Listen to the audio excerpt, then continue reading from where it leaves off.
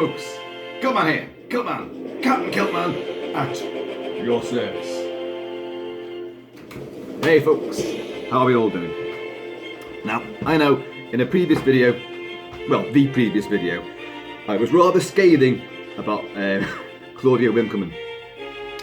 I don't take anything back, but I had the audacity to skit her fringe. Look at my hair! There's nothing I can do with it. But it's very definitely Braveheart. Yeah, just get a few braids in there and we're away. And freedom will be mine. And yours, if you stick with me. So, you know, I've been playing a lot of motivational music and stuff. And I thought, I went through all the CDs. I've got CDs everywhere in the house. Loads of different soundtracks. And I thought, I want to play something different. But still captures, you know, something, you know, might, heroism and excitement, but also with a bit of eeriness as well. And I thought there's a film which people don't ever talk about. It's a bit of a cult classic. It is The Final Countdown. No, and it's got nothing to do with like ba ba ba ba ba ba ba ba ba. No, not that Final Countdown.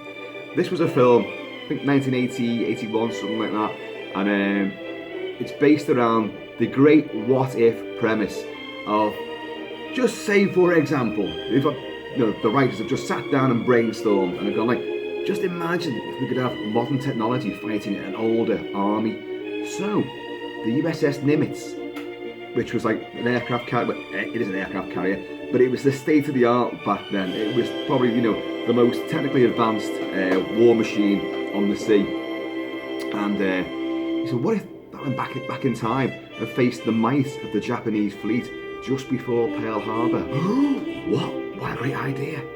And also it kind of takes an idea from, you know, the Philadelphia experiment, you know, where the USS Philadelphia was apparently, they were experimenting with electromagnetic waves to try and make the ship become invisible to radar, when they actually made the ship fucking invisible as well, supposedly. Check it out, there's nightmarish stories about that. People stuck in the decks and all that sort of stuff. And apparently it travelled it didn't just go invisible, it travelled through time and space as well. Don't fuck with nature.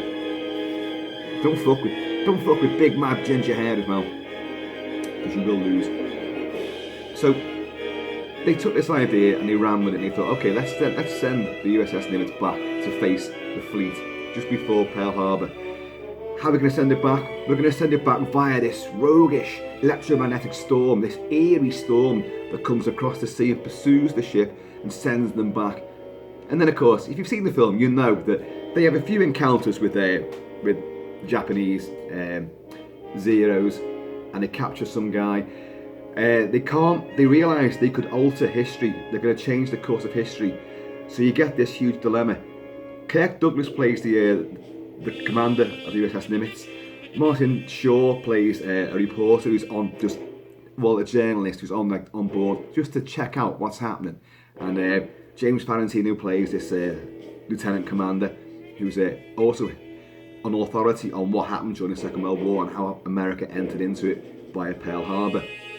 So he's the resident, you know, supremo. That's how he recognises everything, you know.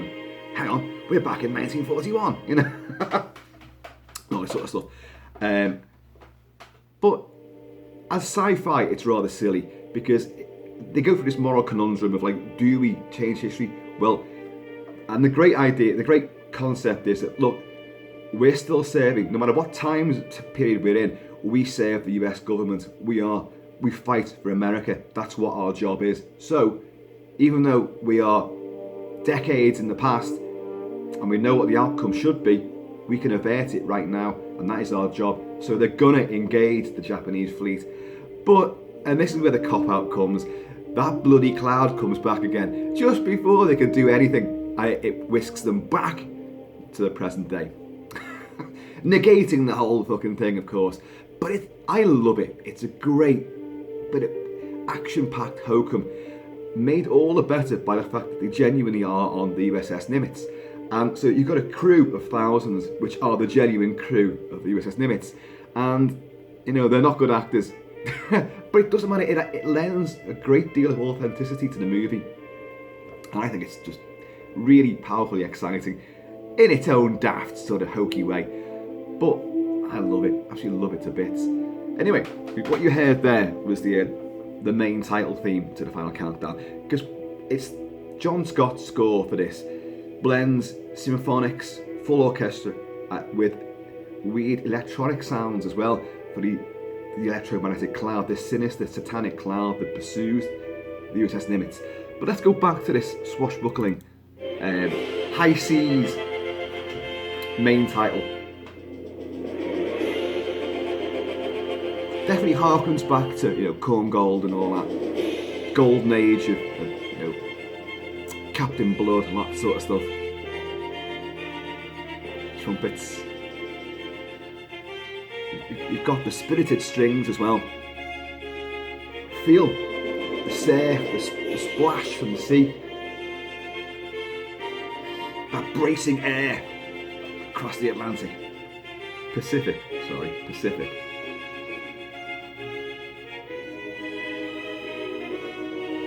It's very old school, isn't it?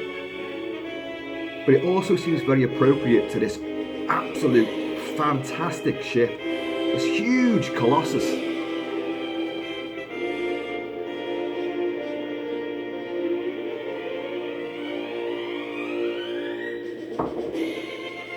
So you've got a sense of adventure, but you've got this militaristic beat with the drums as well.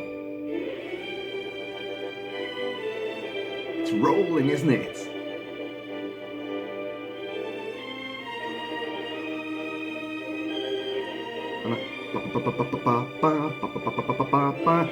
That's very sort of Second World War movie theme. That is in a like 6C3 squadron, that sort of thing, Staring. It's stiff upper lip, chin jutting.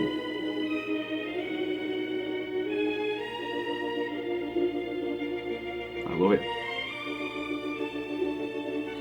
The film is actually quite gory as well.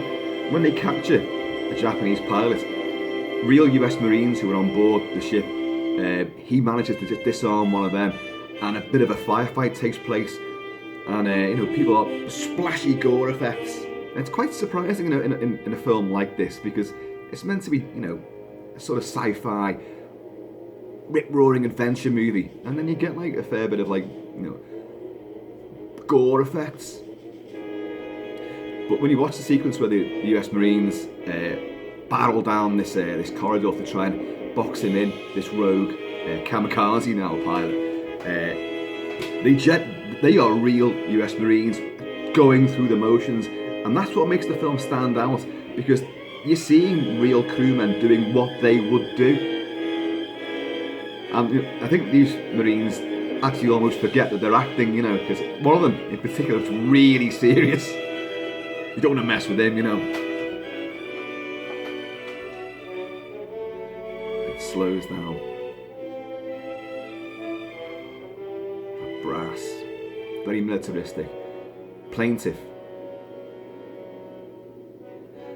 But now we're going to get on to the eeriness of the storm. So let's go on to Pursued by the Storm. Whenever they try to change course, the storm, listen to this. Oboe? Clarinet, maybe? That's a really creepy, weird theme. Prepared piano. Swells. A bit of Jaws there.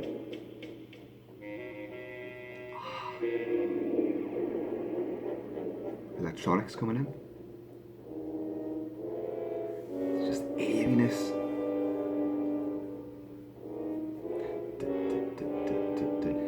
This sort of ticking, sort of relentless beat behind. Because you can't outrun it either.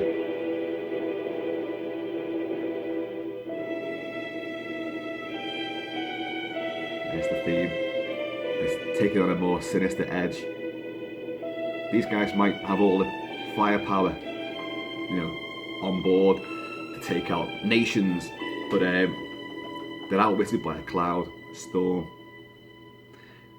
Now, this next bit is into the time warp. This is where, and great shots of, like, Maurice Binder did the special effects, the matte paintings behind.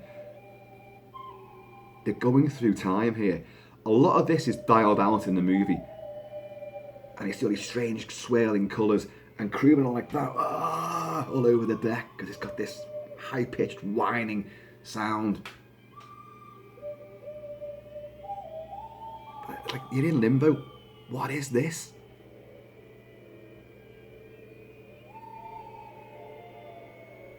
John Scott comes with some really great little crazy motifs. You can hear the swirling vortex of the storm.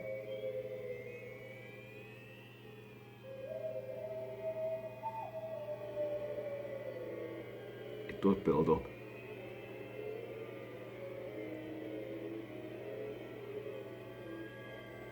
And there's all weird visual effects in it as well, like, and everyone's going. It's a bit like Star Trek whenever they're on the bridge of the Enterprise, and a storm, or they're rocking about, and they're not going like that, you know, just throwing themselves about the set. And these guys are like that, but you feel it, you know. It does feel horrible, like. Listen. I love that. The wailing that goes on.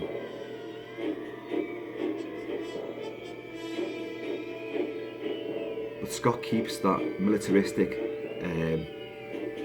vocabulary in the score as well. It's getting drowned out by all this weirdness.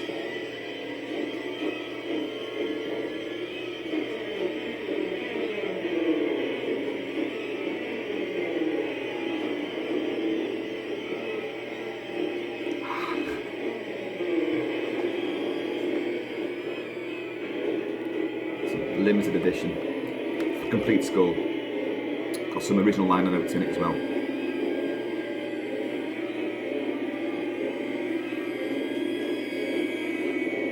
Isn't it just spooky, strange, and weird? And I'm a sucker for things like this, where technology gets completely unravelled by nature. Their concept, twofold concept really. You know, okay, we go back in time, modern technology versus archaic technology, and let's see how we fare. But also, modern technology utterly defeated by Mother Nature as well.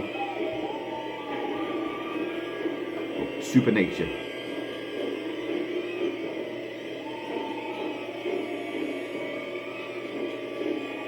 And it's one of those where James Valentino doesn't make it back. He stays back in that time period. But this mysterious car that has been sending Martin Sheen on board the ship, when he comes back after this crazy time travelling mission, he gets called over to this limo, and in the back of the limo is James Valentino, who was the opposite. He left just before on the ship, you know. He never made it back after. Anyway, you know, it's one of those time travel conundrum things. How could you beat the whatever. If I went back and like killed your grandmother, I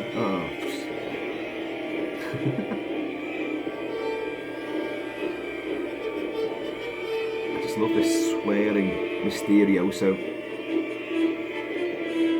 And I love how it just stops. Because they come through, you know? And now the whole thing clears up. And they had a couple of their own fighters, F-16s, were out on a training mission.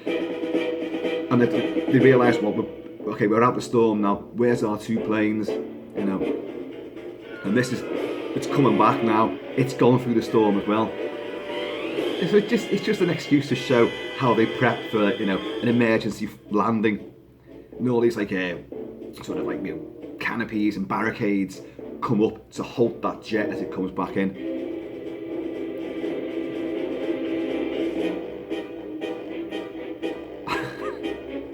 It's an exciting score, you know. Folks, you know, it's not quite what I would normally be playing for you, but it's something I hope you didn't realise about, and now you want to You know what? I'm going to watch that film now.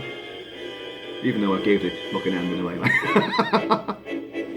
You've probably seen it. It used to be on TV all the time. It's now been released on a high-def Blu-ray as well, and it looks magnificent. So way recommend The Final Countdown. As hokey and as silly as it is, and as badly acted by the crew, there's a terrible moment. I mean, look, they're not actors, are they? Where there's a Russian, this is when he first set sail, there's a Russian trawler out there, and they know it's a spy ship, obviously. And one of the crewmen on the radar, he goes, what are they looking for? And he's going, a big fish. Meaning, they're looking for this boat, this ship. A big fish. And that's his big line. And it's really naff the way he delivers it.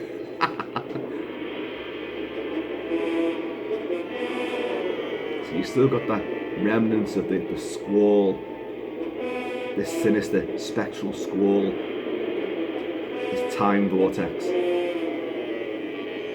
I just like the way he brings in like oboe, clarinet, bassoon, just strikes such a really bellicose oddness. Listen to it, I just think it's sensational. Folks, that'll do for now. A little tour through The Final Countdown. If you prefer, the soft rock anthem, The Final Countdown, that's up to you. Actually, I quite like it as well, but I love this. So, there you go. Now, later on today, I've got a very, very busy day today. You know it.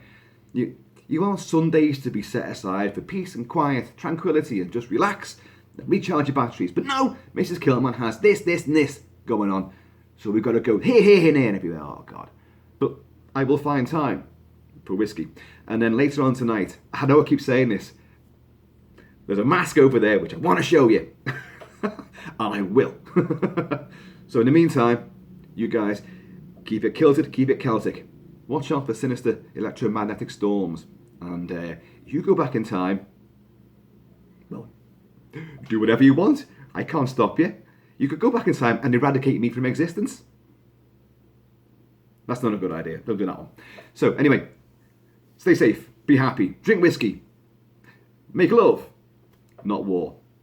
And I'll see you all later. A big fish.